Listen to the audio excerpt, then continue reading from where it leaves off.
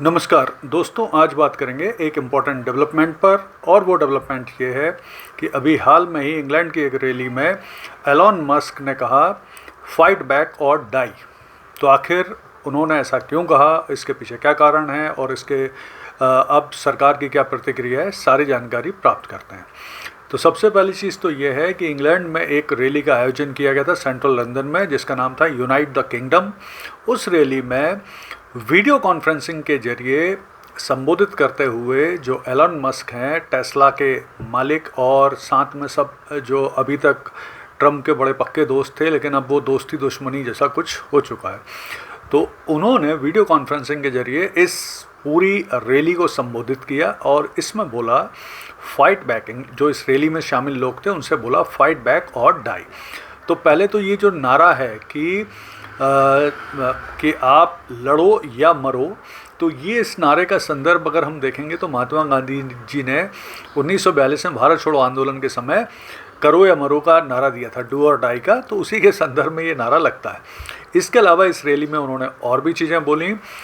उन्होंने कहा कि ब्रिटिश संसद को भंग कर देना चाहिए क्योंकि यही सारी समस्या की जड़ है।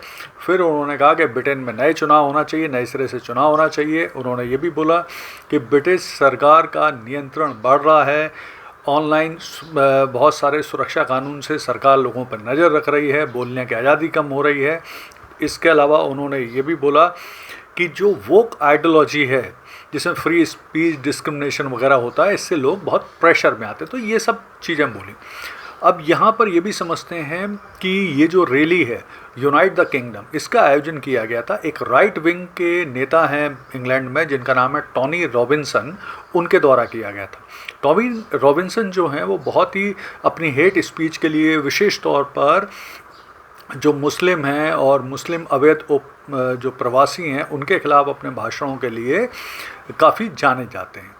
ये कई बार गिरफ्तार भी हुए हैं टॉमी रॉबिन्सन, और इनको यूट्यूब, फेसबुक, ट्विटर, इंस्टाग्राम वगैरह से बैन भी किया गया इनकी हेट स्पीच के लिए। और कई तरह के विवादों में लगातार ये रहते हैं, लेकिन ये बहुत बड़े राइट विंग नेता माने जाते हैं इंग्लैंड में। तो इन्होंने ही इस यूनाइट द किंगडम रैली का आयोजन किया था।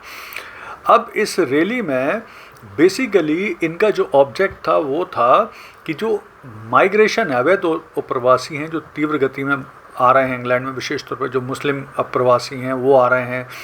सरकार की जो अवैध प्रवासियों से जुड़ी हुई नीतियां हैं वो बहुत बेहतर नहीं हैं, उसकी वजह से बहुत परेशानी हो रही है इंग्लैंड में। जो लोगों के नेशनल आइडेंटिटी है, राष्ट्रीय पहचान है, वो भी उनको लग रहा है ख़त्म हो रही है।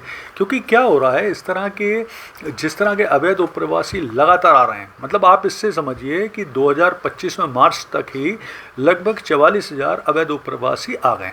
बहुत सारे छोटी बोटों से आते हैं, इंग्लिश चैनल को पार करते हैं, फिर इंग्लैंड में आ जाते हैं। फिर वो उनको एक प्रोसेस पता है कि यहाँ पर उनके खिलाफ केस चलेगा, 2-3 साल तक वो केस चलता है। इस दौरान वो काम करने लगते हैं, फिर बहुत सारे लोगों को इंग्लैंड में रहने का मौका मिल जाता है। तो ये सब चीज़ें होती रहती हैं। इसके अलावा सरकार समय समय पर जो अवैध प्रवासियों को निकालने के लिए नीतियाँ बनाती है, जिसमें एक बड़ी विवादास्पद नीति भी रही थी कि रवांडा को दे देंगे अवैध प्रवासी, वो अपने पास रखें, उनको पैसा देंगे।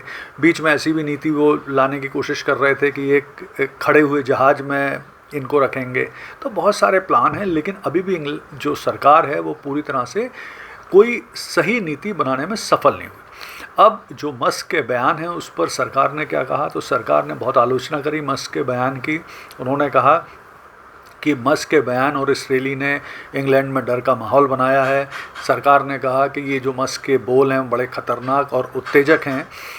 हालांकि विशेषज्ञों का ये कहना है कि ये बोल जो हैं, जो मस्क का बयान है, ये सीधी तौर पर किसी भी अपराध की ओर इंगित नहीं करता है, इशारा नहीं करता है, क्योंकि ये कोई सीधा अपराध नहीं है, क्योंकि इसमें कोई हिंसा भड़काने या हिंसा का आह्वान करने या धमकी जैसी कोई बात नहीं है।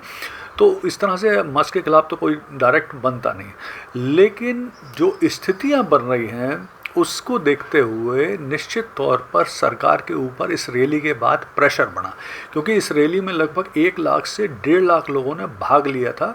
और इस तरह की कुछ और रैलियां भी भविष्य में आयोजित की जाने वाली हैं टॉमी रॉबिन्सन के द्वारा। टॉमी रॉबिन्सन 2009 से एक संगठन भी चलाते हैं जिसका नाम है इंग्लिश डिफेंस लीग, EDL। तो उसके माध्यम से वो काफ़ी चर्चित भी रहते हैं। तो भविष्य में जिस तरह से मस्क इसमें शामिल हो चुके हैं और भी कई दुनिया के बड़े नेताओं को वो इस जो रैली आयोजित करने वाले उसमें शामिल करेंगे, यानी सरकार के लिए आने वाले समय में एक बड़ा प्रेशर क्रिएट करने वाले हैं टॉमी रॉबिन्सन अपनी रैलियों के माध्यम से। ब्रिटिश सरकार को जल्दी से जल्दी जो अवैध प्रवासी हैं और जो इंग्लैंड की जनता के कंसर्न है उस पर ध्यान देना चाहिए।